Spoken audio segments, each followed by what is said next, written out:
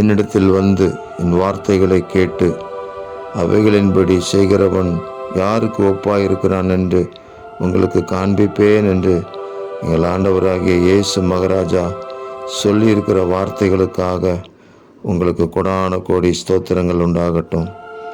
ஆழமாய் தோண்டி கற்பாறையின் மேல் அஸ்திபாரம் போட்டு வீடு கட்டுகிற மனுஷனுக்கு ஒப்பாய் இருக்கிறான். பெரு வெள்ளம் வந்து நீரோட்டம் அந்த வீட்டின் மேல் மோதியும் அதை அசைக்க கூடாமற் போயிற்று. ஏனென்றால் அது கண்மலையின் மேல் அஸ்திபாரம் போடப்பட்டிருந்தது என்று எங்கள் இயேசு ராஜா சொல்லியிருக்கிற வார்த்தையின்படி உம்மிடத்தில் வந்து உங்கள் வார்த்தைகளுக்காக காத்திருக்கிறோம்.